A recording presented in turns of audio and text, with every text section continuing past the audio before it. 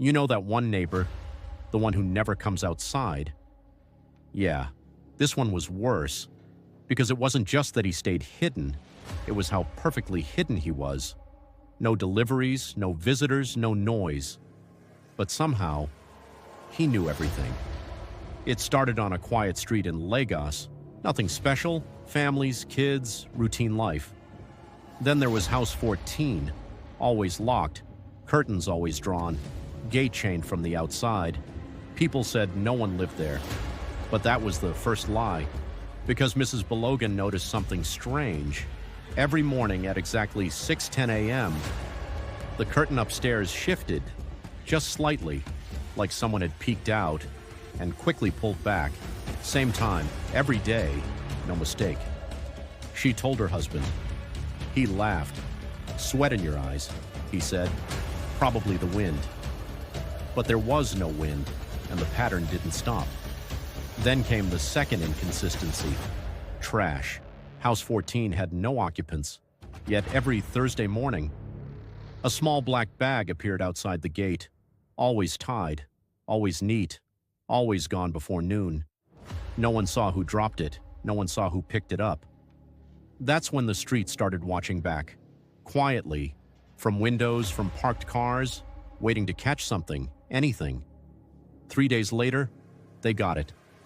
At 2:13 a.m., a light came on upstairs, sharp, sudden, and in that light, a shadow moved, slow, deliberate, human. The street group chat exploded. "Someone is in that house. I told you. Call the landlord." But here's the thing. The landlord had been trying to sell that property for 3 years. Empty, unoccupied, no tenants, no keys issued. So who turned on that light? The next morning, a man named Tunda decided to check. He crossed the street, walked up to the gate, still chained, still locked. Dust on the ground, undisturbed, no footprints, nothing. He looked up, second floor window, curtains slightly open, and for 1 second, he froze, because something moved inside, not quickly, not hiding, just watching him. Tunde stepped back, heart racing. Then it happened. The curtain dropped, hard, like someone had been caught. That was enough. Police were called. They arrived that afternoon, broke the chain, forced the gate open. Neighbors gathered, phones out, everyone expecting something dramatic. But inside, silence. The house was empty, completely. No furniture, no food, no signs of life. Dust everywhere, except on the staircase. Footprints, fresh, clear, leading upstairs. The officers followed, slowly, step by step, each footstep echoing, until they reached one door, half open, inside that room. Everything changed. The walls were covered, photos, hundreds of them. Different families, different times, all taken from outside, through windows, from across the street. Every single photo was taken from one exact angle, facing one direction, the street, and right there, in the center of the room, was a chair, positioned directly at the window, facing House 12, Mrs. Balogan's house. But it didn't stop there, because the newest photos were of her family, recent, too recent. One showed her cooking the night before, another showed her son asleep, and then one more. Taken at 2:13 a.m., she was standing by her window, looking out, looking directly at the house, at him. But here's where it gets worse. The police found a notebook hidden under the chair, carefully written, detailed, organized, dates, times, observations. Subject wakes at 5:58 a.m. Child cries at 1:12 a.m. Lights off at 10:43 p.m.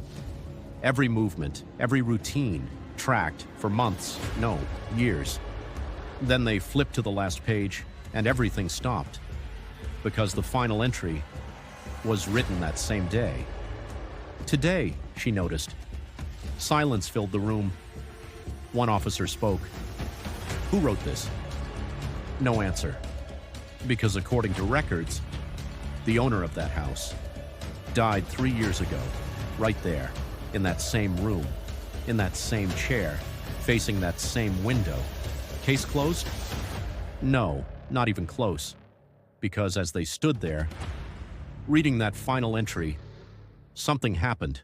A sound, soft, behind them, like a floorboard, creaking, slowly. All the officers turned. At the same time, the hallway was empty, but the dust had shifted. New footprints, fresh, leading away from the room, going downstairs toward the exit. And then, they heard it. The front door, gently, closing.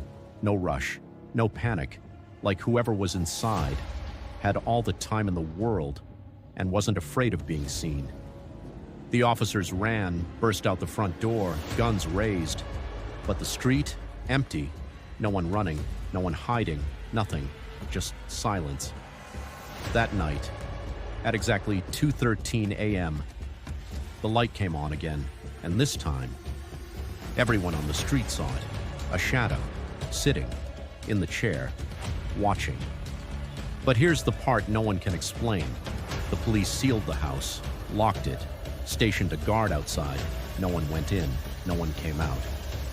So tell me, who turned on the light? And more importantly, if the man died 3 years ago, then who has been watching all this time? At exactly 2:13 a.m., the light came on again. And this time, everyone on the street saw it. A shadow, sitting, in the chair, watching. But here's the part no one can explain. The police sealed the house, locked it, stationed a guard outside. No one went in, no one came out. So tell me, who turned on the light? And more importantly, if the man died 3 years ago, then who has been watching all this time? At exactly 2:13 a.m., the light came on again. The house was sealed, locked, guard posted outside. No one had gone in, no one had come out. And yet, there it was, that same upstairs glow. The guard swore he heard nothing, no footsteps, no doors, no windows. But when he looked up, he saw it, a shadow, sitting in that chair. He called it in immediately. Police returned within minutes. This time, no hesitation. They broke the lock again, rushed inside, weapons drawn, same silence, same dust, same emptiness. Until they reached the staircase. The footprints were back, fresh, clear. And this time, there were more of them, not one person, at least two. The officers moved faster, upstairs, straight to the room, door still half open, and when they stepped inside, something had changed. The photos, more had been added, new ones, pinned carefully among the old. And these weren't just of the Belogan family anymore. They were of the entire street. Different houses, different angles, different times of night. Every single neighbor was being watched.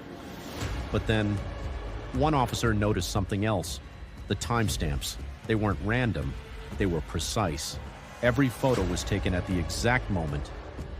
Someone looked toward house 14, not when they were alone, not when they were unaware, but when they sensed something, when they felt watched and turned to look. That's when the photo was taken, like whoever was inside knew exactly when suspicion peaked and captured it. That's when it hit them. This wasn't just observation, it was interaction. Something inside that house was responding, watching people, watch it back. But the biggest discovery wasn't on the wall, it was behind it. One officer leaned closer, tapped lightly, hollow. They pulled at the wooden panel. It shifted. Behind it, a hidden compartment. Inside, a camera system, old but modified, wires running deep into the walls, multiple lenses pointed outward, every direction, every house. But here's the twist. The system wasn't recording, it was transmitting, live feed, to somewhere else, somewhere not inside the house. Suddenly, this wasn't just a dead man's obsession.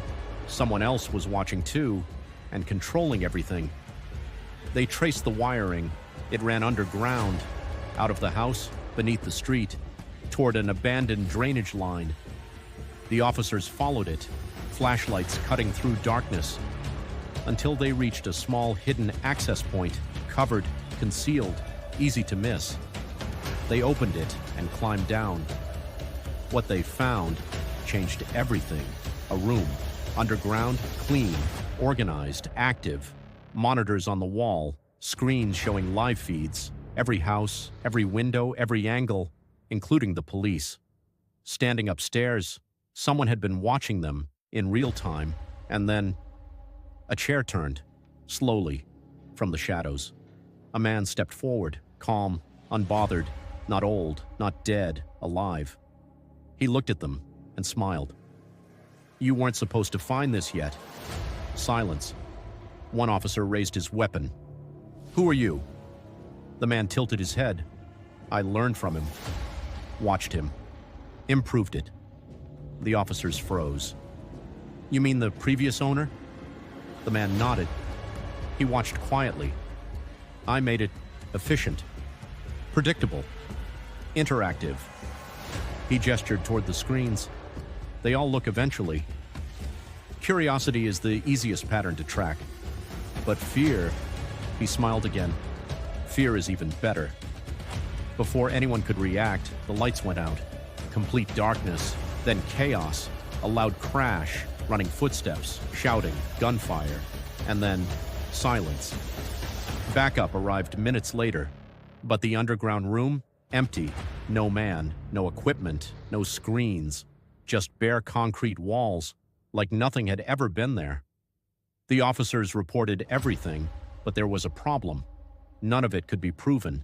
No cameras recovered, no wiring found, and the photos upstairs, gone. Every single one, except one, left behind, pinned at the center of the wall, a single image taken just minutes earlier. Inside the underground room, showing the officers standing there, looking directly at the camera, watching. But here's the part that made everyone uneasy. In the corner of that photo, behind the officers, there was someone else, standing in the dark, watching them, closer than they realized. And when they enhanced the image, the face became clear. It wasn't the man who escaped, it was the original owner, the one who died 3 years ago, standing there, smiling,